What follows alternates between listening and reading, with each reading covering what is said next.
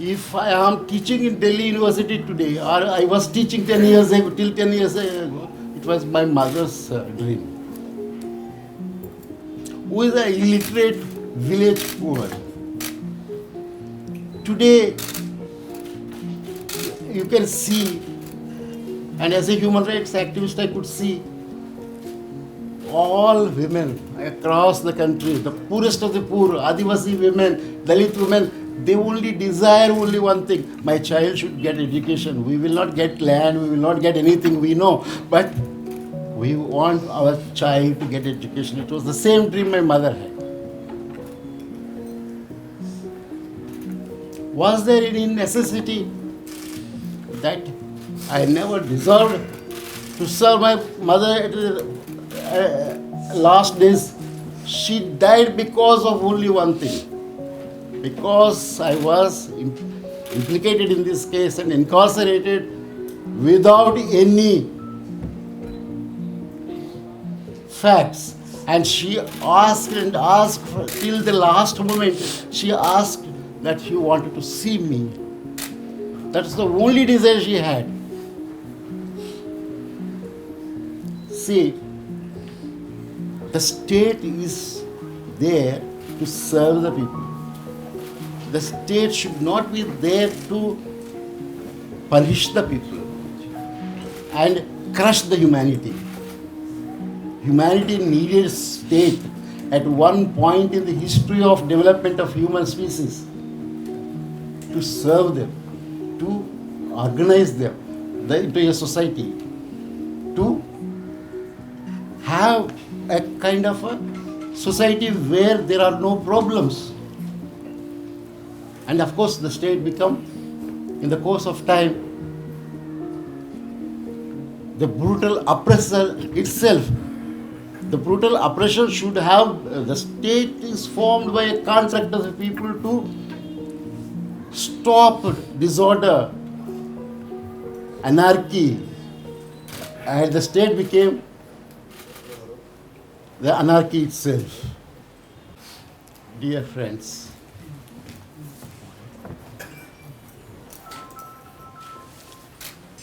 dear friends,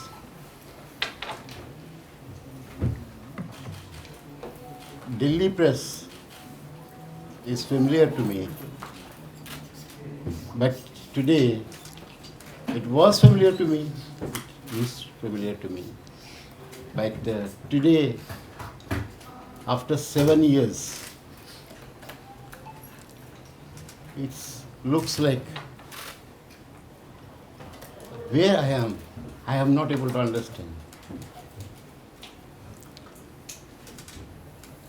I am not able to understand because I still feel that I am there in this notorious undercell.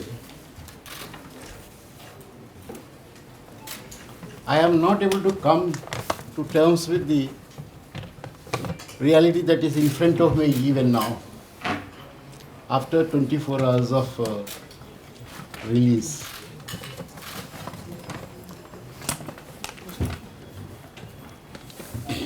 I am not able to adjust to the surroundings. I only looked at the walls, closed walls, for all the seven years. And earlier, I was there in the same cell for 17 months. Altogether, more than 8.5 years. Since the case was instituted 10 years ago, 8.5 years I was in the same cell.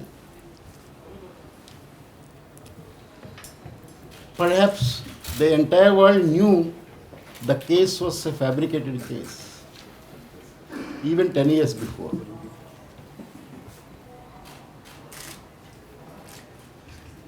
But there was no relief. There was no relief even after a higher judiciary acquitted me, discharged me. It was like a Agni Pariksha, Sita faced. We had to go through twice Mythological Sita faced once, but we had to face twice the same Agni Pariksha, test with fire. But today, I am in front of you, my dear friends of the press. After passing through the two tests of fire, test with fire, but unfortunately, as accused, it was not only the test of fire, Agni Pariksha, for us as accused in this case, so-called accused in this case. It became Agni Pariksha for the higher judiciary itself. One judgment of higher judiciary acquitting us was not enough.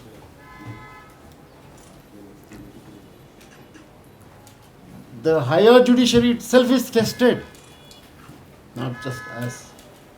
But we came out successfully from this test. And higher judiciary also came out successfully to deliver justice, though justice delayed.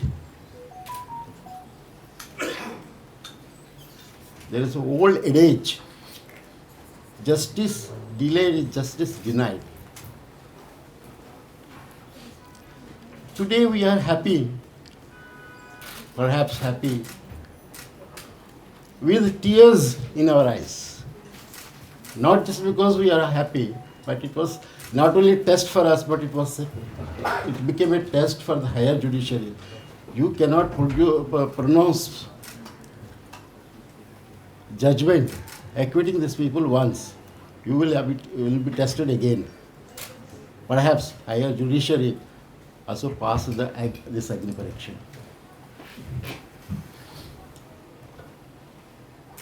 I mean, after these two tests that we passed successfully, the only institution that left out to be relied on for democracy, for the people, the judiciary, is also being tested now. Perhaps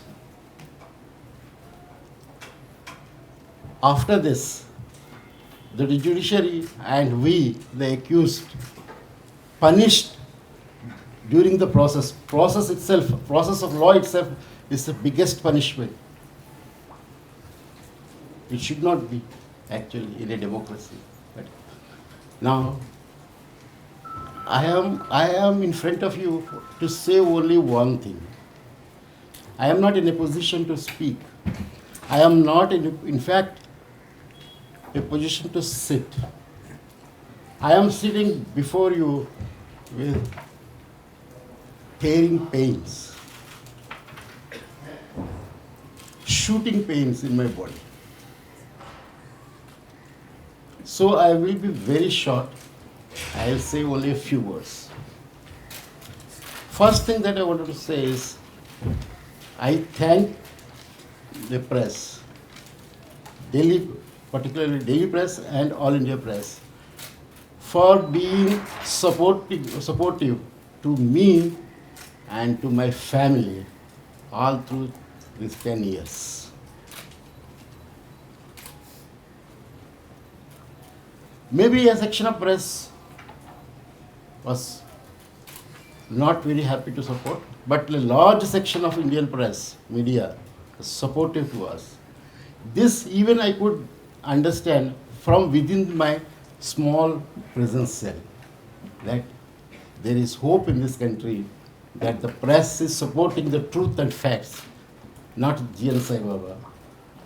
If GN Saibaba stands for truth and facts, yes, truth and fact is supported by a large section of media. That is a great hope for me. Inside the dystopian prison cell. And my family survived with hope because of you. I wanted to thank. That is precisely the reason why I came. Instead of going to a hospital, to the doctors, first I chose to come before you because you supported the truth and facts, and you published in support of the truth and facts. And today, judiciary also stood firmly, at least in my case, and hopefully on many other cases and on everywhere, to give justice, and stood for the kind of justice. And that is another hope that we have today in front of us. Along with this, I profusely thank you for being supportive to my family, and you have not left my family alone when my family is stigmatized, calling me a terrorist.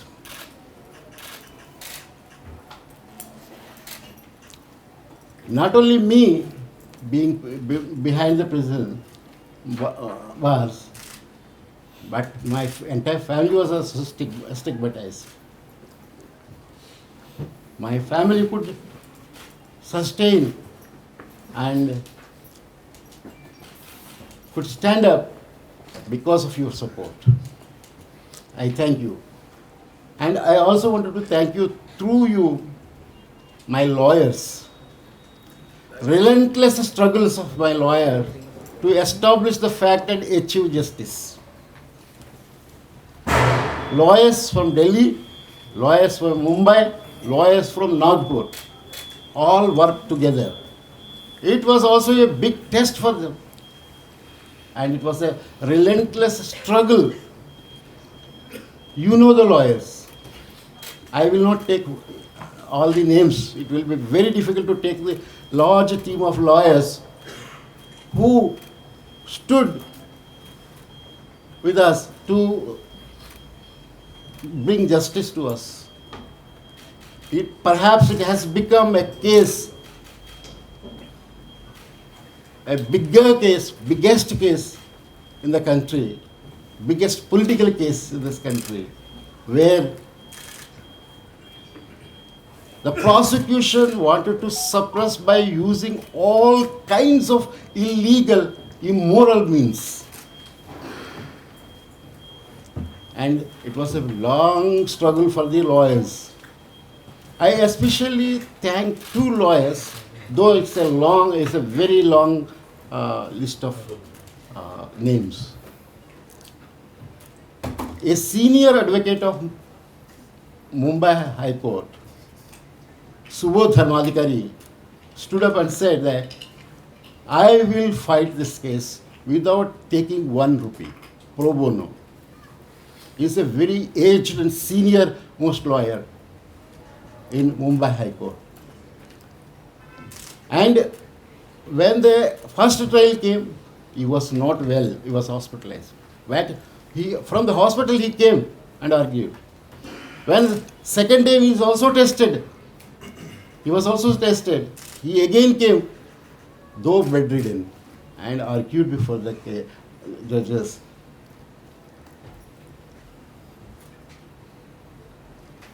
And I thank him. Another lawyer, very interestingly, who defended me during my trial in the trial court, today he is behind the bars. It is Sri Surendra Gadling. He is in the Algar Parshad case, languishing behind the bars only for one reason. He stood for me. He argued most effectively in the Sessions Court during the trial. Of course, with all his skills, a human rights lawyer of 35 years of experience, he presented before the court in such a way that there was nothing in the case. Of course, human rights lawyer Surendra Gadling did not fail. It is a session court which we failed, gave a judgment against the law of the land. And during the trial, certain police officers appeared and threatened my lawyer, Surendra Gadling. After Saibaba, we will see you. And Saibaba got conviction. And within months of conviction, Surendra Gadling was arrested in another fabricated case. And more than 5 years he is languishing. He is an eminent lawyer. And a human rights lawyer who also did pro bono for poor Adivasis and Dalits and other poorer sections. Thousands of cases he won for the people. Surendra Gadling is today, I am very sad that even before, speaking in front of you, that my lawyer, most effective, who is the human face of law of this country, one of the human faces, is languishing in a jail. And I wanted to tell you that my story of suffering, I wanted to share my story of 10 years of suffering. Just before that, two more things I wanted to say before I come to the kind of suffering that I have gone through. Today, Surendra Gadling, my lawyer, who defended me, is facing the same problem that I have been facing in 10 years. He has developed a serious heart condition. He is in Taloja jail, has developed a serious heart condition.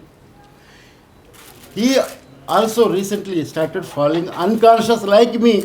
8.5 years I was falling unconscious in the under cell of Nagpur Central Prison. Recently, the medicines were denied to Surendra Gadling. The life-saving drugs prescribed by the government hospital, the life-saving drugs are denied. When the family sends the drugs, life-saving medicines, it's denied. When the family is sent by speed post, again the medicines, it was sent, the medicine was missing and letters were returned. Same thing that happened with me. When to prevent falling unconscious, I used to get one tablet in the prison the last 7 years. Vertigo tablet, syncope, to control syncope. That very tablet is denied to lawyer Surendra Gadling, the human rights lawyer Surendra Gadling today. You fall unconscious, but you cannot take this medicine. A simple tablet of vertigo, everybody knows. And facing with this kind of situation, recently, lawyer Surendra Gadling filed a case, attempt to murder him against the prison authorities of Taloja prison, Central Prison. Perhaps you check with the court, High Court, there. It is attempt to murder case he filed. Why? He is simply denied medicines. A case under section 307 is filed by him from the jail against the prison authorities who are denying him life-saving drugs. This is, I'm remembering this in front of you because this all happened to me. Still I survived. I don't know how I survived myself. Perhaps only with the hope that I can come back one day and I work for the same people who I have been working with, all my friends and comrades who have been working with me, today standing with me even after 10 years of this suffering. And another thing that I wanted to say, one of the co-accused in my case, whom I never knew, he never knew me before the case, before conviction. We came to know each other only when we are bundled together into one cell after conviction was given. And ordered to that person, today Pandu Narote, is who died in custody of a simple fever. How could he die in today's with modern medicine available, die of a fever? And interestingly, the first question he asked me, on 7th March 2017, when we were brought together and bundled together into one cell, what is the meaning of judgment? What happened to us? He did not know what is law, what is case, what is court, nothing. As UN designated most primitive tribes of the country, he belonged to that most primitive tribe. He never knew any city, anything. He never went out of his village from Gadchiroli. He died in front of my eyes. Despite many reminders, he was not taken to the hospital till the last moment, where he was bleeding profusely from eyes and urine, in urine. And about to die in a few minutes, he was taken to the hospital after prisoners raised their voice. And he was killed. It is a state murder. You can't say that he just died of swine flu or fever. We don't know, because till the last minute there was no blood report or swine flu. Only after death it was declared he died of swine flu. We don't know what he died of really. My sufferings, you perhaps would know, but as a human rights activist all through my life, I have taken the sufferings of all the poor people as my own suffering. And when I am thrown into the jail, the people have taken my sufferings as their own sufferings. It's a reversal of the process that happened. As a human rights activist, I had to take the sufferings undergone by the people as my sufferings. But it is the people who. There was no accessibility within that under cells, one cell of wheelchair. Wheelchair could not go to the toilet. There was no separate toilet. One hole was there, but the wheelchair could not reach. There was an obstacle. Two Adivasi boys, in my case, first Pandu Narote and later on the rest, they literally carried me to the toilet, see, every time, lifting, and to give a bath also. I can't come out of the cell because there are obstacles in my wheelchair. They have to lift again. I can't go to Mulakat place without being lifted again. How many times these boys can lift me? I can't go to online Mulakat without being lifted by two people. I can't go to the prison hospital without being lifted. There is not a simple ramp. This is a kind of accessibility condition in that prison.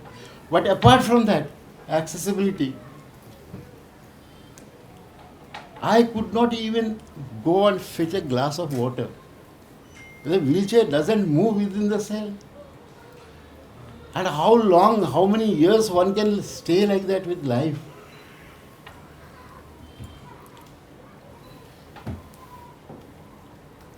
And as a result of this, as a person who went inside the jail, was forced into the jail without any health problem except my childhood polio effect.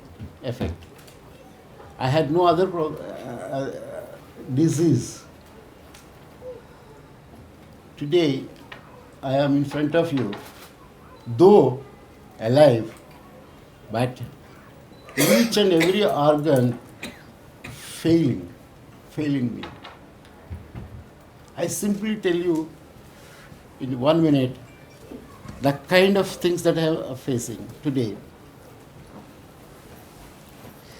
My heart is today functioning with 55% capacity. I acquired, I don't know how, which is called HCM, hypertrophic cardiomyopathy, in a severe condition.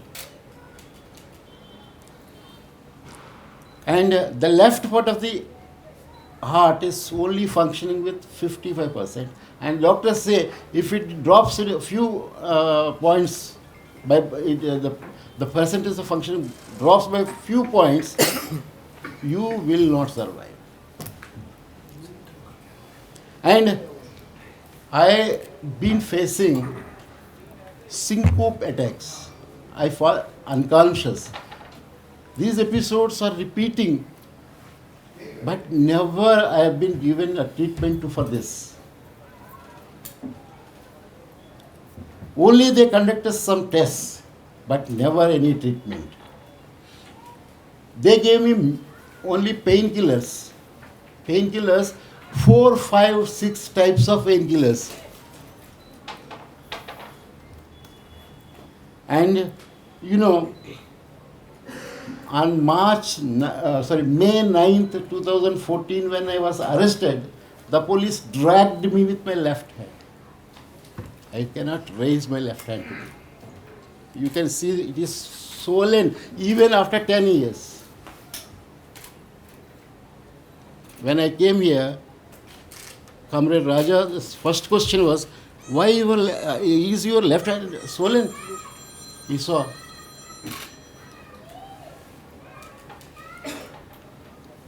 You can see that, 5 muscles and the entire nervous system was broken because I was mishandled and dragged while being in the police custody soon after the arrest, carried away from Delhi to Nagpur by flight and from there to Aheri by car, with 2,000 commandos following in a queue. And during that process, my hand, they dragged and the entire nervous system was broken from neck, which connects to the brain to the shoulder. No treatment was given, it was swollen like this. For 9 months I suffered during under time period. And after 9 months, when I was taken there to the hospital, it is too delayed, we cannot revive the nervous system and muscles now. That was the doctor's response, our government doctors. And when I was given bail out, the treatment was going on here and the doctors planned for surgery, and I got the conviction, and once again I was hurled back into the same cell. And since then, I've been suffering with pain, shooting pain in my left hand to the left leg, my polio affected left leg. I have acquired muscle spasms, spasmatic attacks, paralyzing me. Doctor doesn't come. I would not be taken to the hospital, just across the undercell also. You suffer. Huh? That's why I compared myself with Sita, mythological Sita. I am being suspected. Lord Rama suspected Sita. Then I have, because of the food that I could not eat or could eat, gallbladder gathered stones and sunken. Then it affected pancreas. Now I am suffering from gallbladder stones and acute chronic pancreatitis. I can't digest food.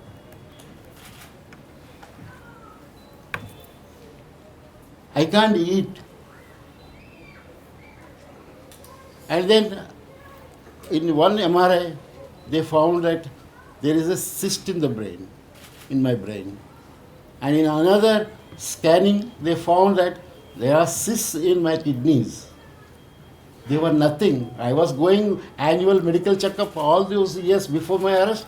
I had nothing. I was healthy. I never used to take even one tablet. If there is a headache or something, my wife used to give some herb. Never took any tablet.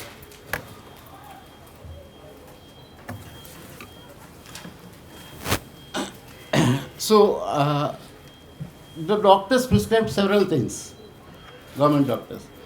Holter monitoring of heart should be conducted. This was prescribed 4 years ago. Till today, that Holter monitoring of heart is not conducted. Another doctor prescribed sleep apnea test, saying that you have acquired obstructive sleep apnea, you cannot sleep properly. No. The test is not done. In 7 years, it was prescribed 7 years ago. Till today, the test was not conducted. Can I have some water?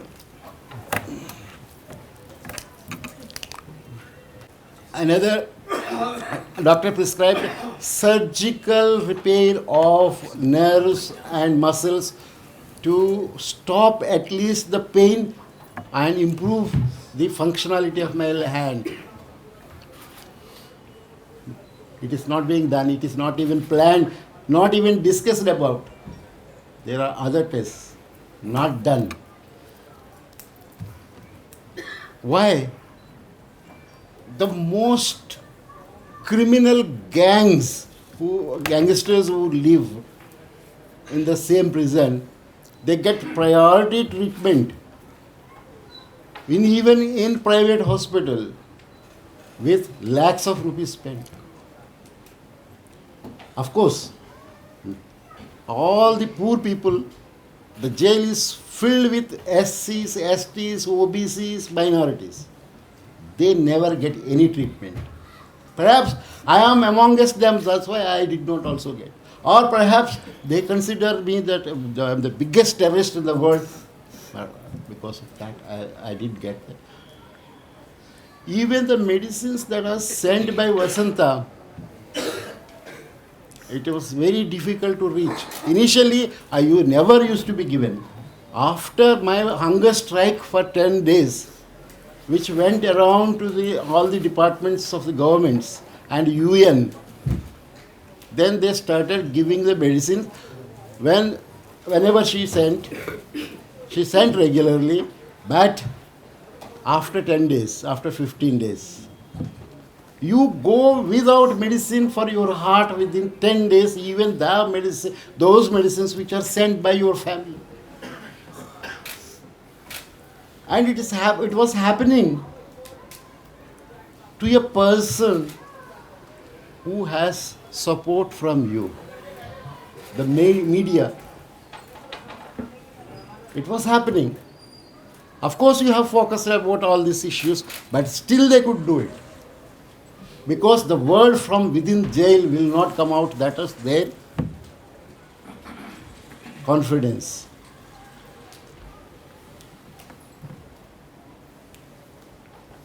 I wanted to share one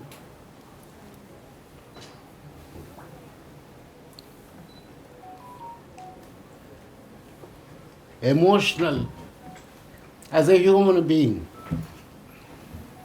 point with you. Finally, this is the last point I wanted to mention because I am feeling very tired after 7 years of continuous imprisonment and the last 3 days of struggle to come out.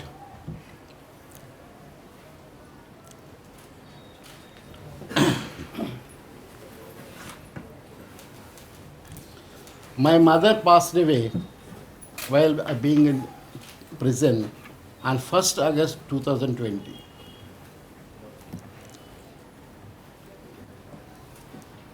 Being a disabled child since childhood,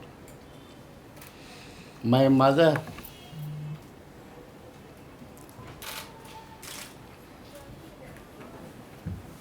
brought me up with great care.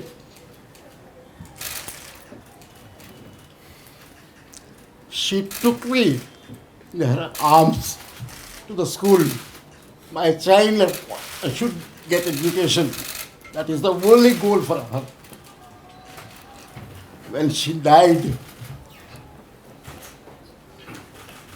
I was not allowed to see before her death. I was denied parole to go and see her. After death, I was denied to attend her funeral.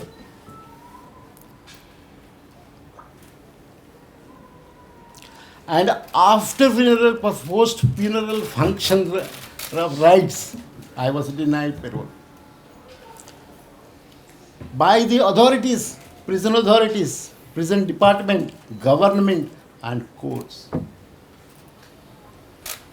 Who is the criminal accused in this country who are denied for this kind of rights? Is there anyone?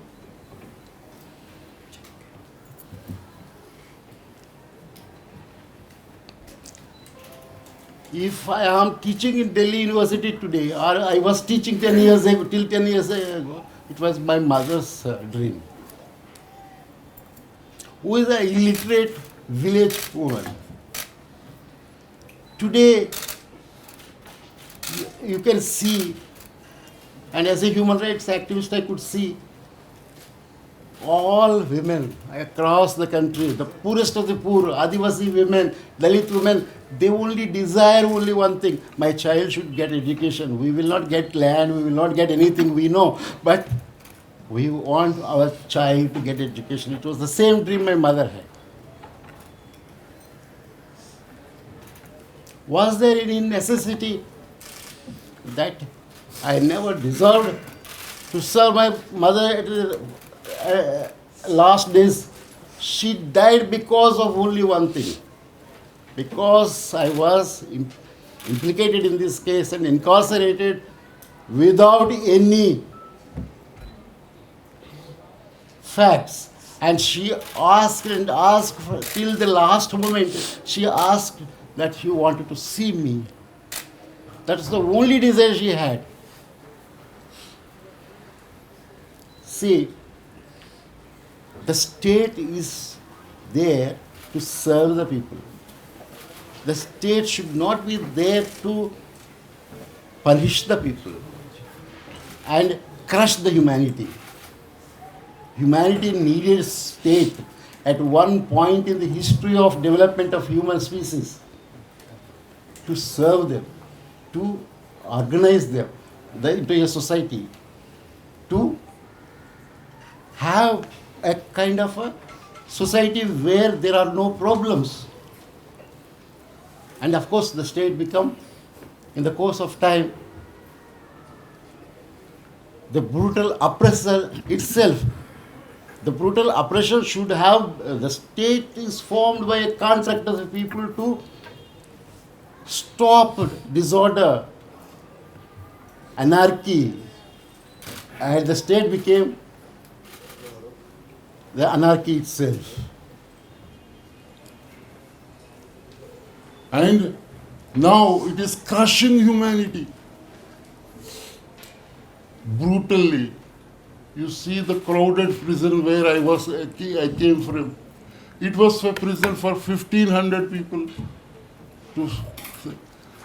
How many people there are? 3,200 people in the place of 1,500. And they are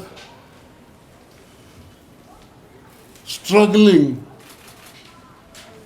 and fighting with each other like dogs for sitting place, sleeping place, for water. No facilities were there. There was no space even for to sit and sleep. 6 feet is not there for each prisoner to sleep. So for place to sleep, they fight like dogs. This is the kind of, inhumanity. This is the inhumanity for the entire country, not for the prisoners who are fighting like dogs. Subhuman conditions, inhuman conditions.